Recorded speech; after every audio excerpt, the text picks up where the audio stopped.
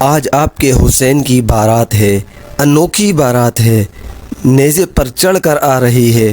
آج اس نے سرخ جوڑا پہنا ہوا ہے، اپنی خون کے دھاگوں کا جوڑا پہنا ہوا ہے، اپنی بوٹیوں کا جوڑا پہنا ہوا ہے۔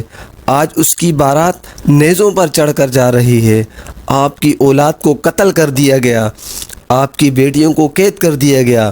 کوفیوں نے کفن نہیں دیا تو ہوا کو غیرت آئی، اس نے مٹی کو اڑایا اور اس نے کفن پہنا دیا۔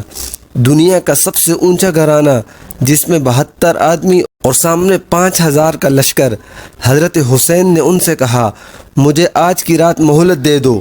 جمعرات کا دن تھا تو انہوں نے سمجھا کل صلح کی بات کرے گا۔ شام کا وقت ہوا تو آپ خیمے کے باہر بیٹھے تھے کہ آپ کو نیند آ گئی۔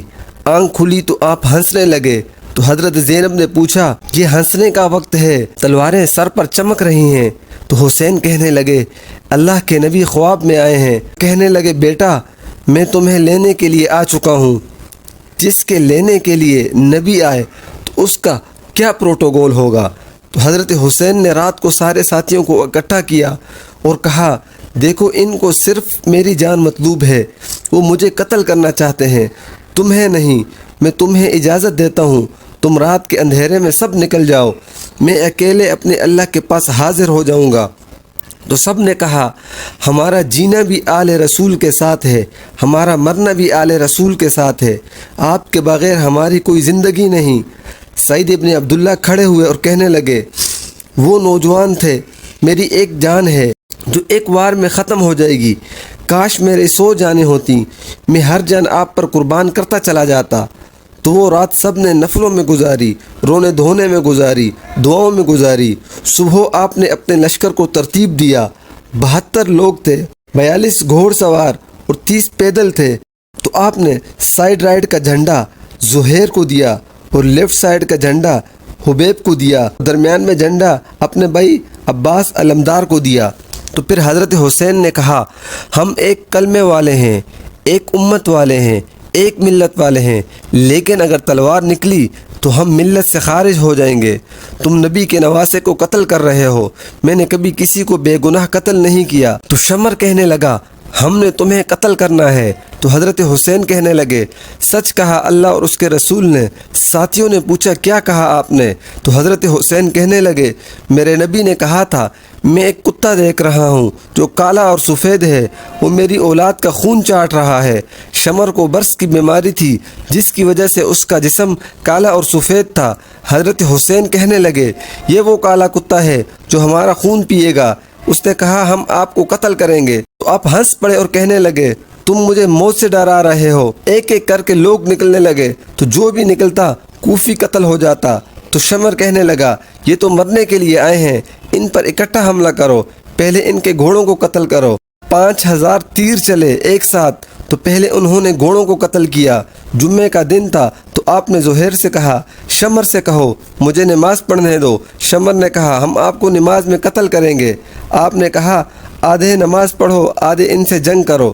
آپ نے نماز مکمل فرمائی تو سارے ساتھی شہید کر دیے گئے، صرف اہل بیت 16 افراد بچ گئے۔ تو آپ کے بیٹے علی اکبر نے کہا ابا جان میں آپ کو مرتا نہیں دیکھ سکتا، آپ مجھے پہلے مرنے دیں۔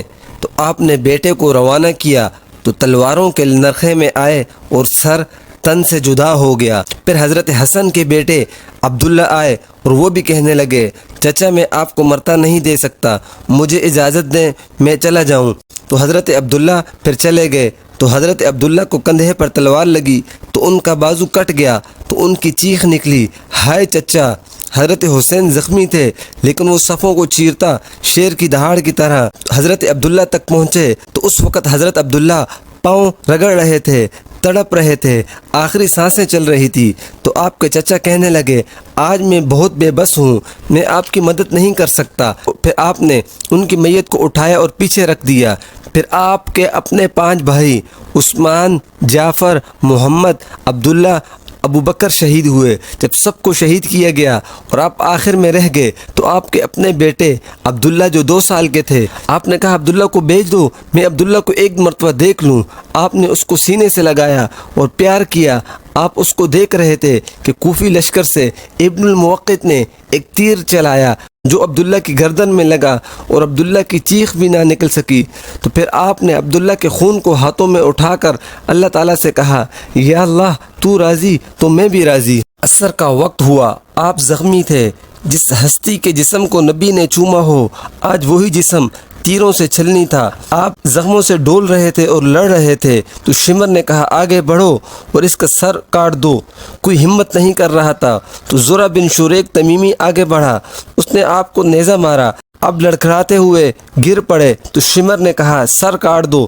تو سنان بن ابی انس آگے بڑھے سر کاٹنے کے لیے تو اس کے ہاتھ کانپنے لگے، تو خولہ بن یزید نے اس کو گالیاں دی اور خنجر نکالا اور حضرت حسین کا سر کاٹ دیا۔ پھر 72 افراد سب کے سر کاٹ دیے گئے اور نیزوں پر چڑھا دیے گئے اور لاشوں پر گھوڑے چڑھا دیے گئے۔